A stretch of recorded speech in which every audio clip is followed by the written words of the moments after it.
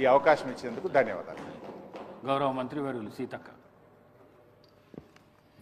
అధ్యక్ష, స్వర్గీయ డాక్టర్ మన్మోహన్ సింగ్ గారి మృతికి నివాళులర్పిస్తూ, రాజు మరణించే నొకతార రాలిపాయే, కవియు మరణించే నొకతార గగనమెక్కే, రాజు జీవించే రాతి విగ్రహములందు, సుకవి జీవించే ప్రజల నాలుకయందు. ఇది మన ప్రముఖ తెలుగు కవి గుర్రం జాషువా గారు అన్నటువంటి మాటలు స్పష్టంగా ఖచ్చితంగా మన డాక్టర్ మన్మోహన్ సింగ్ గారికి సరిపోతాయి అధ్యక్ష. వారు ఈరోజు మన మధ్య లేకపోయినా, భౌతికంగా లేకపోయినా, వారు ప్రవేశపెట్టినటువంటి అనేక గొప్ప సంస్కరణలు, పథకాలు ప్రజల గుండెల్లో సజీవంగా చిరకాలంగా నిలిచిపోతాయని తెలియజేస్తూ, మరి డాక్టర్ మన్మోహన్ సింగ్ గారు అంటేనే సంక్షేమ స్వాప్నికుడిగా ఆయన పేరు పదిలంగా ఉంటుంది అధ్యక్ష. ఆయన బాల్యం చూస్తే 5 నెలల వయసులోనే తల్లిని కోల్పోయి మరి ఎన్నో కష్టాలు ఇబ్బందులను ఎదుర్కొని 5 దశాబ్దాలుగా అప్రతిహతంగా వివిధ దశల్లో వివిధ రంగాలలో భారతదేశానికి సేవలు అందించి భారతదేశం యొక్క ఔన్నత్యాన్ని, గొప్పతనాన్ని ప్రపంచానికి చాటినటువంటి మహనీయుడు అధ్యక్ష. త్యాగాల సన్నిధి, సంక్షేమ సారథిగా ఉన్నటువంటి కాంగ్రెస్ పార్టీ సిద్ధాంతాన్ని, ఆశయాలను సమోన్నతంగా నిలపడంలో మన్మోహన్ సింగ్ గారి యొక్క పాత్ర అమోఘమైంది అధ్యక్ష. తొలి ప్రధాని జవహర్లాల్ నెహ్రూ గారు, లాల్ బహదూర్ శాస్త్రి గారు, ఇందిరాగాంధీ గారు, రాజీవ్ గాంధీ గారు, పివి నరసింహారావు గారుల యొక్క విప్లవాత్మకమైనటువంటి సంస్కరణల వారసత్వాన్ని పుణికిపుచ్చుకొని యూపీఏ చైర్పర్సన్ సోనియమ్మ సారథ్యంలో సంక్షేమ రాజ్యాన్ని స్థాపించినటువంటి మరి సాహసి మన డాక్టర్ మన్మోహన్ సింగ్ గారు అధ్యక్ష. చట్టాలు, సామాజిక న్యాయ విధానాలను అమలు పరిచారు అధ్యక్ష. హక్కుల ఆధారిత అభివృద్ధి విధానాన్ని అవలంబించారు అధ్యక్ష. దేశ చరిత్రలో మైలురాళ్లుగా నిలిచిపోయే పాలన మార్పులను, సంక్షేమ పథకాలను ప్రవేశపెట్టిన ఘనత కూడా మన డాక్టర్ మన్మోహన్ సింగ్ గారిది అధ్యక్షత. 20 ఏళ్ల తెలంగాణ రాష్ట్ర ప్రజల యొక్క ఆకాంక్షను నెరవేర్చినటువంటి మహనీయుడు. ప్రధానమంత్రి హోదాలో మరి ఆయన అనేక ఇబ్బందులు ఎదురైనా కూడా వాటినన్నింటినీ అధిగమించి తెలంగాణ రాష్ట్ర ప్రజలకు సోనియమ్మ గారు ఇచ్చినటువంటి మాటను నిలబెట్టి మనందరికీ ఆత్మగౌరవాన్ని, హక్కులను, ప్రత్యేక రాష్ట్రాన్ని అందించినటువంటి మహనీయుడు మరి మన్మోహన్ సింగ్ గారికి తెలంగాణ ప్రణమిల్లి నివాళులు అర్పిస్తుంది అధ్యక్ష. కాంగ్రెస్ మూల సిద్ధాంతమైనటువంటి సంక్షేమానికి, చట్టబద్ధత, సామాన్యులకు చట్టపరమైనటువంటి హక్కులను కల్పించినటువంటి ఆర్థిక రూపశిల్పి మన్మోహన్ సింగ్ గారు అధ్యక్ష.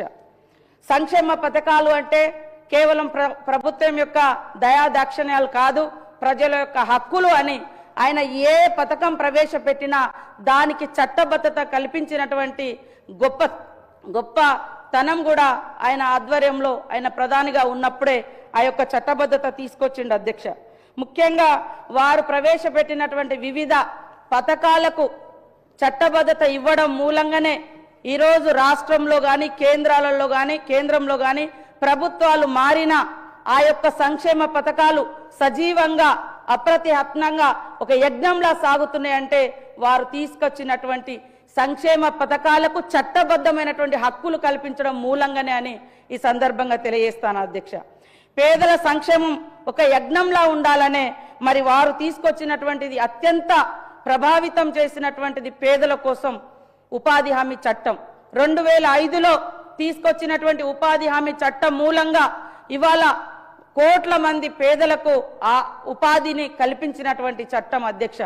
ఈరోజు కేంద్రంలో ఏ ప్రభుత్వం వచ్చినా, రాష్ట్రంలో ఎవరు వచ్చినా కానీ ఆ చట్టం 11 సంవత్సరాలైనా కూడా ఈ రోజు వరకు మరి ఉన్నది అంటే ఇతర ప్రభుత్వంలో దానికి చట్టబద్ధత రావడం మూలంగానే ఈ సందర్భంగా తెలియజేస్తా ఉన్నాను అధ్యక్ష. ముఖ్యంగా పని చేసే హక్కు, పని దినాలు పొందే హక్కు, దాని ద్వారా అర్ధాకలి మరి ఉపాధి లేనితనం ఇవన్నీ ఉండకూడదని ఉపాధి హామీ చట్టం తీసుకురావడం జరిగింది అధ్యక్ష. ముఖ్యంగా ఈ యొక్క ఉపాధి హామీ చట్టం గురించి దేశమంతా ప్రధానంగా చర్చ జరిగింది కూడా కరోనా టైంలో.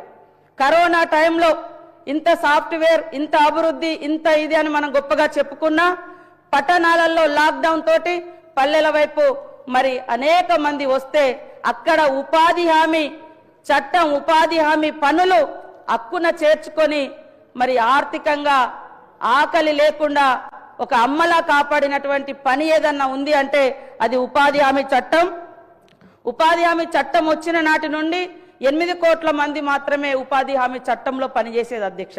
కానీ కరోనా కాలంలో దాదాపుగా 11 కోట్ల మంది ఉపాధి హామీ కూలీలుగా మారి తమ యొక్క ఆకలిని తీర్చుకున్నటువంటి అంటే పని ఏదైనా ఉందంటే ఉపాధి హామీ చట్టం.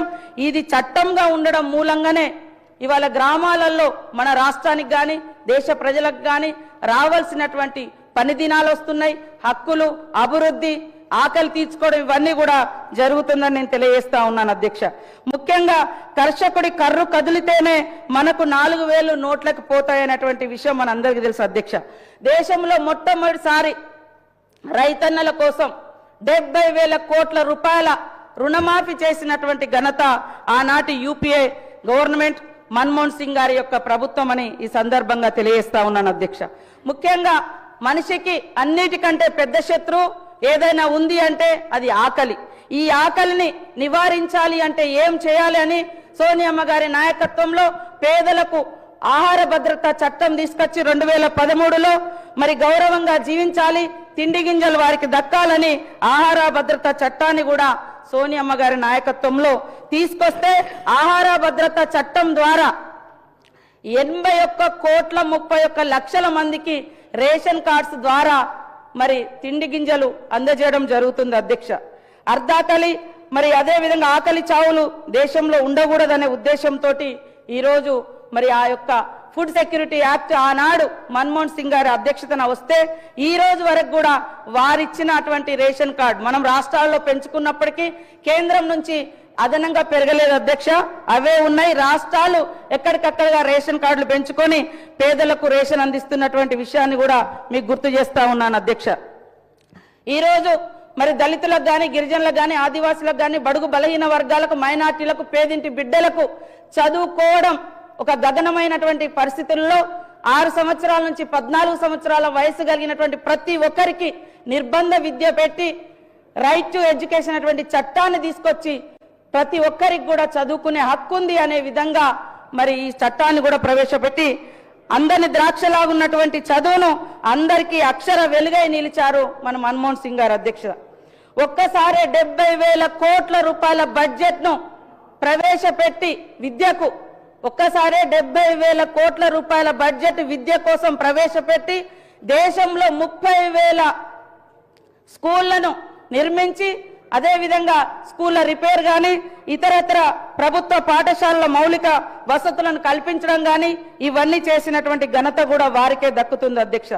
గ్రామీణ పేదలకు, అడవి బిడ్డలకు, మరి మారుమూల ప్రాంతాల బిడ్డలకు కూడా ఆరోగ్య సౌకర్యం అందుబాటులోకి ఉండాలని 2005లో నేషనల్ రూరల్ హెల్త్ మిషన్ ను ప్రారంభించినటువంటి ఘనత కూడా మన డాక్టర్ మన్మోహన్ సింగ్ గారిదే అధ్యక్షత. తద్వారా పేదలందరికీ కూడా మరి ఉచిత వైద్యాన్ని అందుబాటులోకి తీసుకొచ్చినటువంటి మానవతామూర్తి. కొంతమంది వారిని మౌనముని అన్నారు అధ్యక్ష.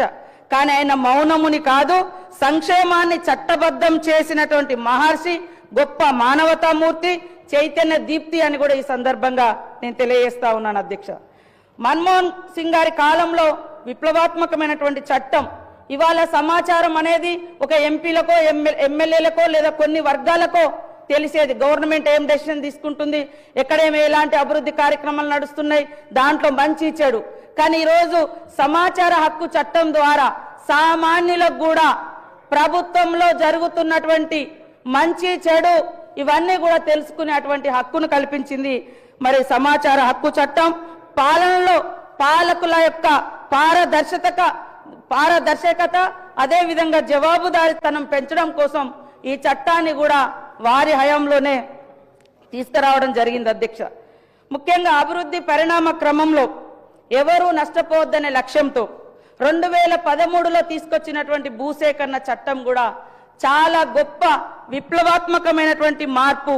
భూములు కోల్పోయేటువంటి బిడ్డలు భూమితో వారికి ఉండేటువంటి అనుబంధాన్ని దృష్టిలో పెట్టుకొని అన్ని రకాలుగా వారికి పునరావాసం కల్పించాలన్నటువంటి గొప్ప విధి విధానాలతో తీసుకొచ్చిన చట్టమే 2013 భూసేకరణ చట్టం అని ఈ సందర్భంగా తెలియజేస్తా ఉన్నాను అధ్యక్ష.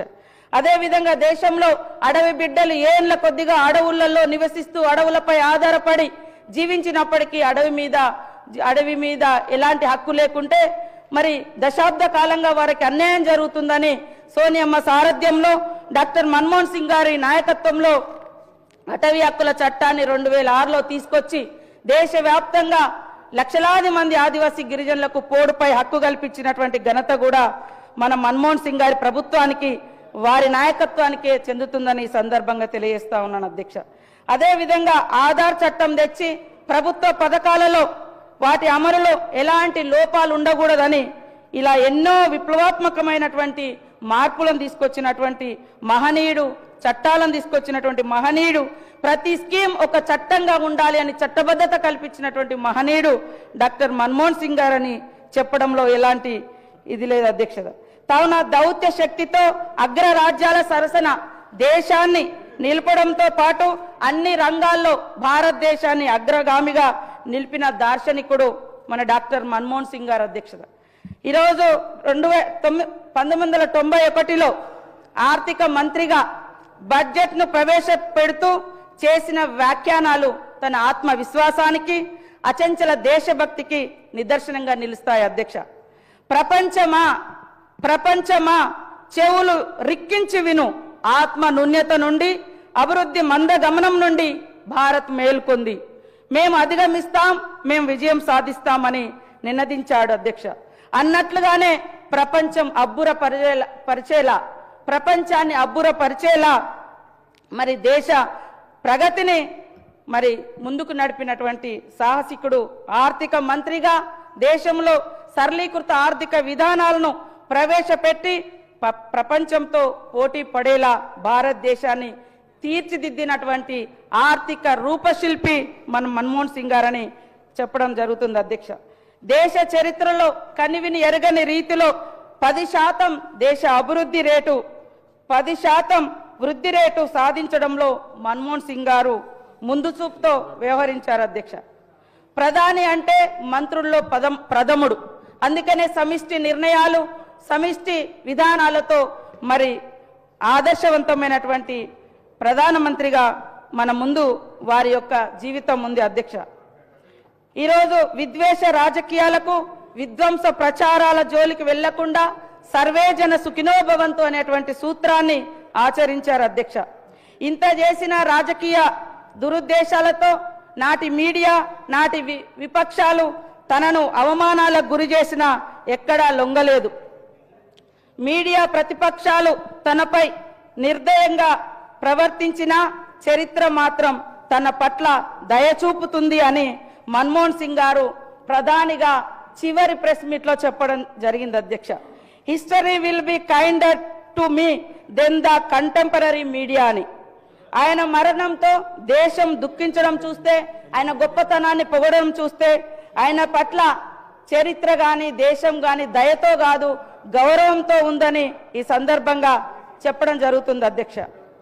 మన్మోహన్ సింగ్ గారు పుస్తకాల్లో కాదు అధ్యక్ష, నేటికి అమలవుతున్నటువంటి ఎన్నో సంక్షేమ పథకాల్లో ఆయన జీవిస్తూనే ఉంటారు. లబ్ధిదారుల హృదయాల్లో చిరస్థాయిగా నిలిచిపోతారు అధ్యక్ష. Yes, that's absolutely true. Manmohan Singh ji will be remembered not just in history books but in everyday lives of those who have benefited from his welfare policies even today అనేది కూడా మనం గుర్తుంచుకోవాలి అధ్యక్ష. కంచు మోగినట్లుగా కనకంబు మోగదు, మాటల మనిషి కాదని చేతల మనిషి అని తన పథకాల ద్వారా మన్మోహన్ సింగ్ గారు నిరూపించారు అధ్యక్ష. ఒక సందర్భంలో మరి అమెరికా మాజీ అధ్యక్షుడు ఒబామా గారు చెప్పినట్లుగా మన్మోహన్ సింగ్ గారు మాట్లాడితే ప్రపంచమే వింటుంది అని కూడా చెప్పడం జరిగింది అధ్యక్ష. Manmohan Singh ji speaks world listens అని కూడా మరి ఒబామా గారు చెప్పినటువంటి సందర్భాన్ని కూడా మనం గుర్తుపెట్టుకోవాలి అధ్యక్ష.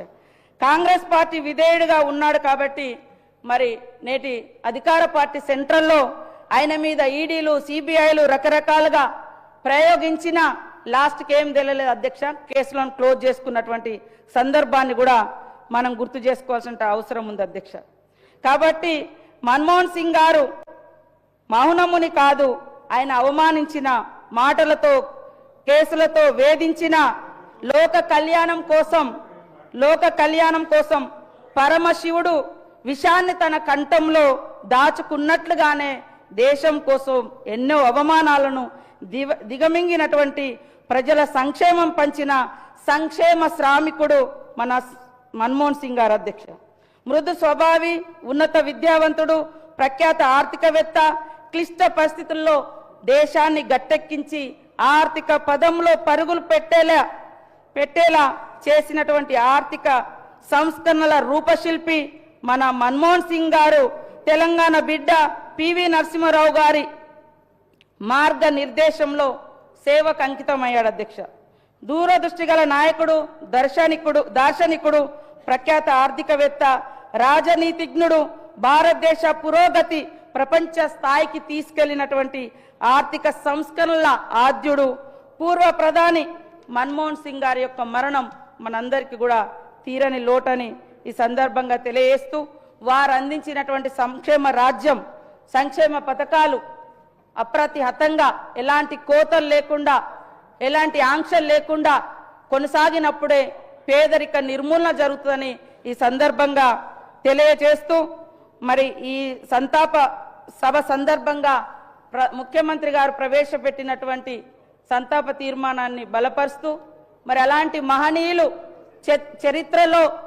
చరిత్రను సృష్టించి చరిత్రలో నిలిచిపోయినటువంటి మన్మోహన్ సింగ్ గారి యొక్క పేరు భవిష్యత్ తరాలకు గుర్తుండేలాగా ఖచ్చితంగా అనేక గొప్ప కార్యక్రమాలను కూడా మనం చేపట్టుటకు వారికి భారతరత్నతో పాటు తెలంగాణ ఇచ్చినటువంటి, తెలంగాణలో పుట్టకపోయినా ప్రధానమంత్రిగా ఉంటూ మరి తెలంగాణ ఇవ్వడంలో పూర్తి బాధ్యత తీసుకొని అనేక ఆటంకాలను అధిగమించి తెలంగాణ ఇచ్చిన తెలంగాణ బిడ్డగా మనము ఈరోజు వారిని గౌరవించి వారి యొక్క విగ్రహాన్ని తప్పకుండా హైదరాబాద్ నగరంలో ప్రతిష్ఠింప చేయాలని కోరుకుంటూ ధన్యవాదాలు అధ్యక్ష. గౌరవ సభ్యులు